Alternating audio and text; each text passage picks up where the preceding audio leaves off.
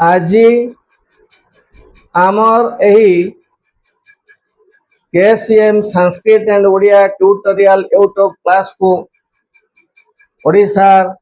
अगणित संस्कृत अध्ययन करुवा छात्र छात्री मान स्वागत करुच्ची आमर यूट्यूब क्लास प्रथम विषय सुशिष्य उपमन्यु माने संधि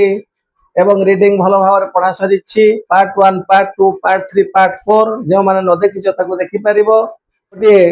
प्रिंट कागज भाव में समस्त को आम एक नंबर देदेबू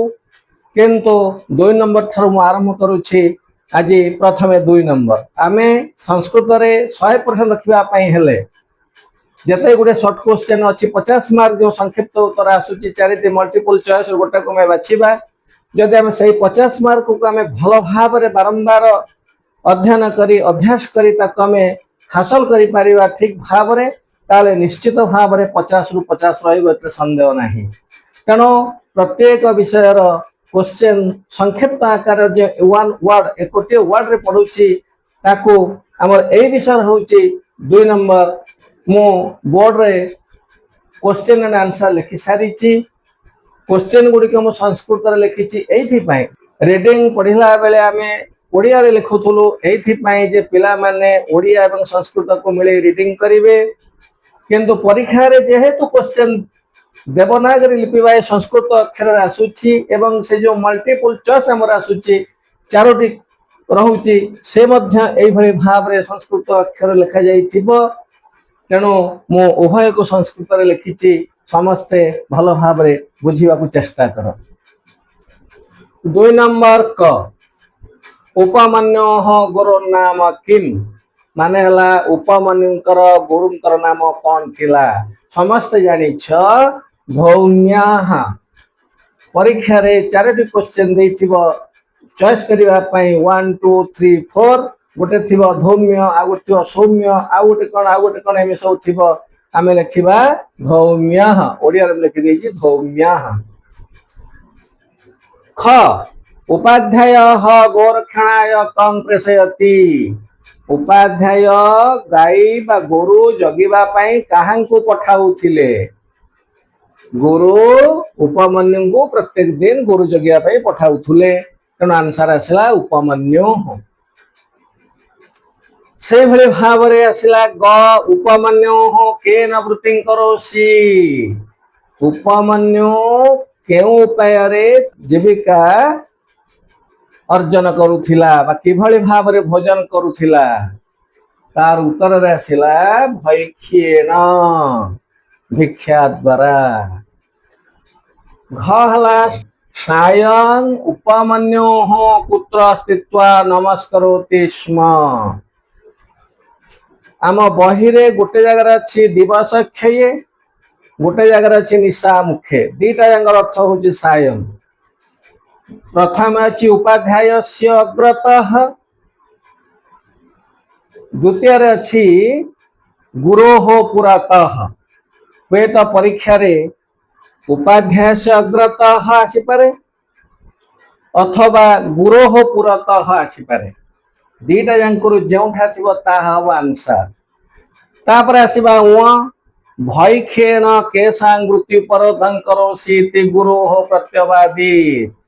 भिक्षा द्वारा कहार वृत्ति रे बाधा देउछ बोली गुरु कहिले उपमन्यु को तार उत्तर आसिला अन्येषां भैक्षोपजीविनां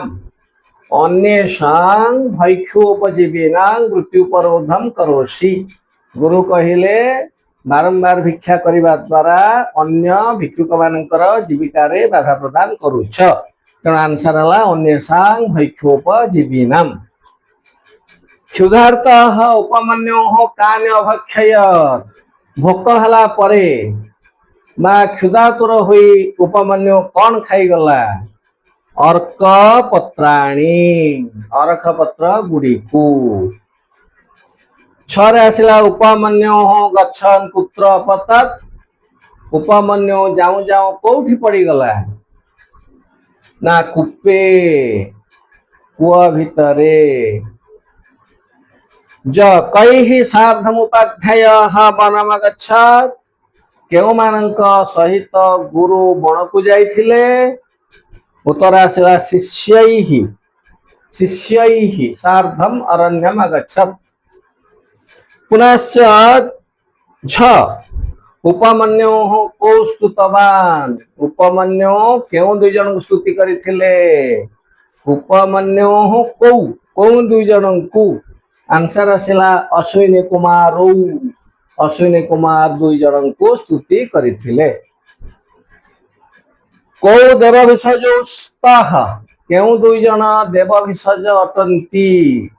ना आंसर आसिला सेई अश्विनी कुमारो देव विसर्जो स्तः किंग साधुगतम साधु भल भाव कौन कह जाइछि गुरु हत्या किंग न सिद्ध्यति आमे जदि एतिकी प्रश्न को उपमन्यु कथारू संक्षिप्त प्रश्न भाव भल भाव मुखस्थ करदबा निश्चित भाव एतिकरू ही प्रश्न आसीथिबो आमे 100% एथिरू आंसर दे पारिबा एहा परे प्रश्न बहिर्भूत केतेक संक्षिप्त उत्तर मध्य मु कराइबी तथापि बही भितर जो प्रश्न अच्छी ताकू भल भाव आमे प्रिपरेशन हेले आमे प्राय 100% रखिबारे कोनोसी असुविधा हबो नाही ठीक अछि।